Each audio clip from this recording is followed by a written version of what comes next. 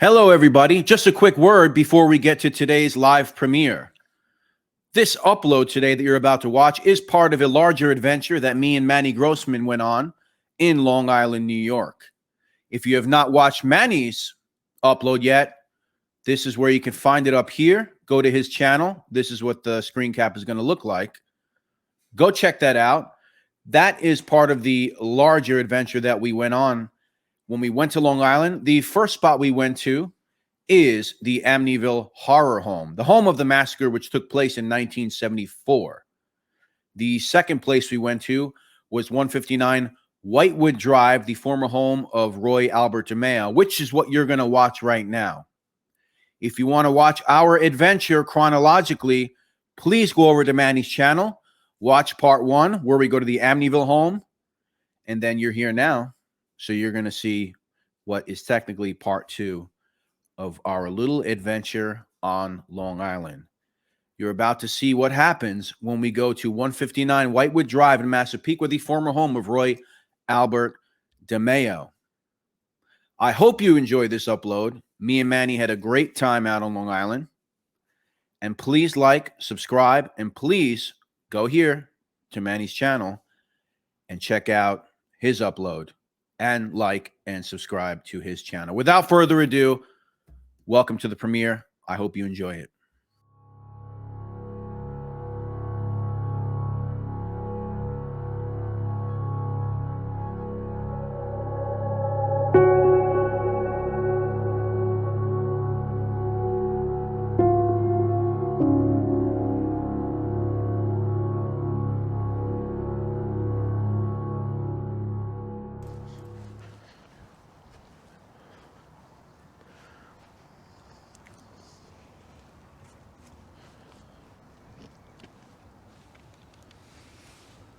Yo, yo. Yo, yo.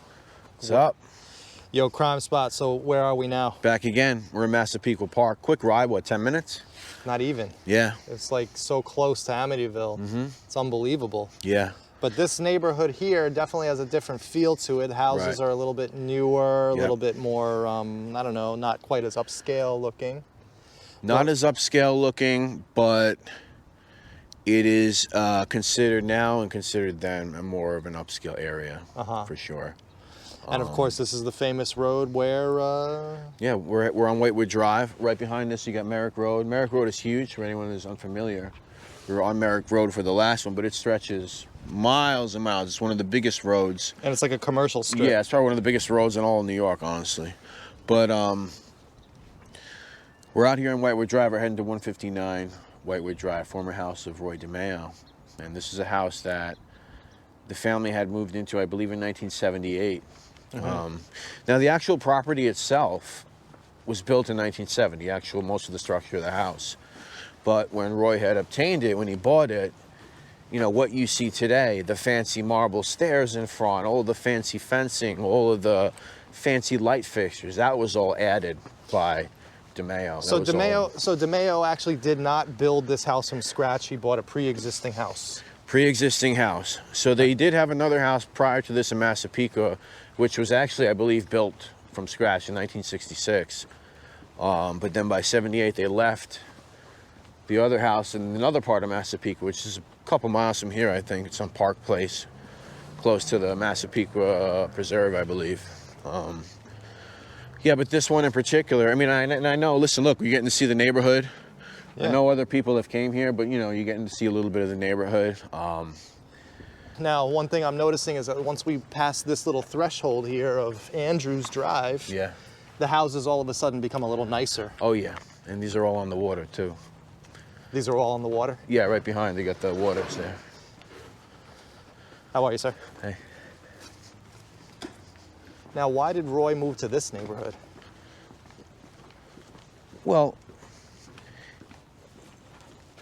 he didn't move here when he you know, got this house. He was already here dating back to 1966. Now, what's the idea behind that? Well, you already had a lot of mobsters out here. Carlo Gambino famously lived around here. I think on this stretch right here by the water, you had a Torrey Zappi, another Gambino mobster. So this was a known area. Yeah, so, you know, him being, I guess, the type of person he is, at that time, just a gangster in training, a wannabe, but he wanted to be amongst those types of people. Interesting. He was a social climber. Exactly. That's kind of interesting insight into the guy. And there it is. There's the house. No, actually, yeah, it is. I'm sorry.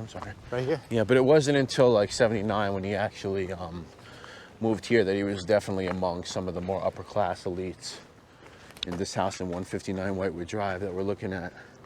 Wow. Now, there's another reason why we're here also. If you guys see the condition of this property, I don't know what's going on here right now. You can see that a lot of it is in shambles, basically. So as I mentioned in the video, I mean, this is all added by Roy, all this granite and marble here, all this fancy steps, this cobblestone driveway. If you guys ever read the book For the Sins of My Father by Albert DeMeo, rest in peace, Albert DeMeo, he talks about this cobblestone driveway right here. Let's go up to it. It's a very interesting story. He talks about a lot in the process of remodeling this house. And you definitely get an insight into Roy's character that way. Uh-huh. So apparently they had a guy that did the driveway. And when he was doing it, Roy was telling him, you know, you're basically screwing up, and there's going to be a dip in this. There's going to. I can see it. Yeah. Well, eventually that looks like it did, but I guess that's what was happening with the first one. So he wanted to get cobblestones. Now, according to Albert DeMeo, they eventually reach out to one of his guys that was doing construction in the city. Apparently, while he's doing construction in the city, he rips up like half of a cobblestone fucking block from Manhattan, and transports the Manhattan cobblestone bricks, and they place them here. Now, that's from Albert DeMeo. How true that is, that's a pretty wild story. I can believe it. I mean, why not? I mean, it looks just like it. Then you'd be talking about cobblestone bricks that were fabricated, what, 150 years, 200 years ago, possibly? 1800s, you know, Manhattan, you know, the cobblestone streets. So these here were put down, you know, by Roy, all of these. By him himself, or he had a contract? Well, the way Albert says it is that they ended up doing it themselves. Really? Yeah, because they fired the contract and they were like, we got to do it right, we got to do it ourselves. And he had got all this stuff shipped in. I mean, I'm sure they had help or whatever, you know, but. And this house is looks completely abandoned. That's another reason I wanted to come here, people. I want you to, you know, because I know other people have came here, like we said, but there's something going on here, and I'm thinking about going up there and knocking on the door. I'm going up there. Or ringing the bell. I think that's what we're going to do right now. We're going to see what's going on with these stickers up here. And all this marble is what? All this marble is falling off. What does this say? Replace bulkhead.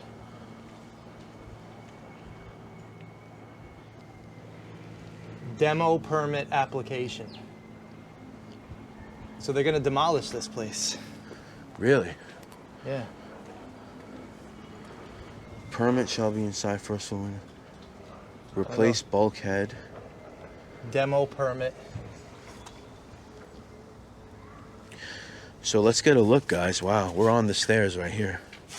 Look at all this marble. Look at all this. Was all designed and laid out to Roy's specifications. All of this. That's nice marble. This would have been the marble that the family stepped on every day. They were coming. This is it right here.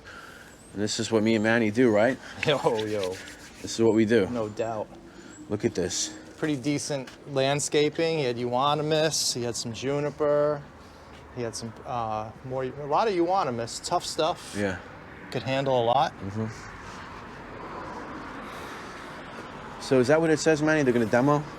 It says demo permit application. What year, though? I don't want to get into opening doors. Eastern Environmental 159, Klein Residence, 7/20/2021. So this has been since 2021 under a demo permit. Yeah. So I don't know what they're doing. I don't know if they're going to let this place go to hell and they're just going to, but I don't know. I would love to get in there. We're not even going to try, though. You want to ring the bell? Sure. Yeah, we'll see if they answer. Wow, the bell actually works. You heard a sound? Yeah. Cool.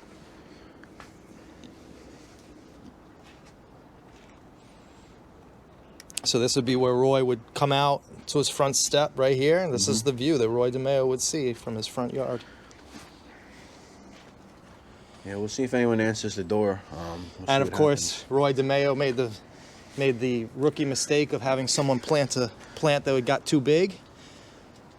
So they always have to chop it back. Yeah, and of course, this would have been the location in the backyard of the famous barbecue footage that you guys have seen. Let's be careful, because it looks yeah. like we're gonna kill ourselves walking on this. So nobody answered the door. Nobody answered the door. These fixtures, these light fixtures. Yeah, they're original to Roy's era. You could see these in the barbecue in the barbecue video. You could see these. Really? Yeah. That's super interesting. Yep.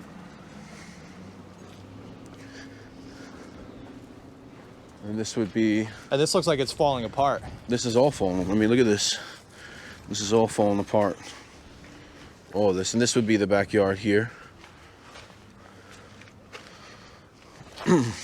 So the backyard is completely scraped to oblivion. Yep.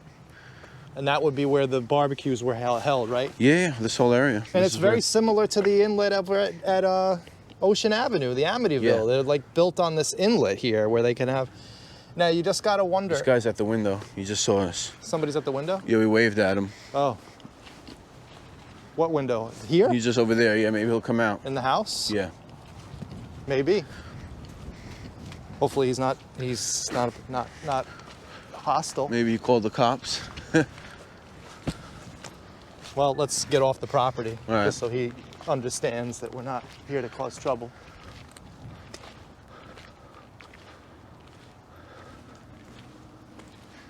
Yeah.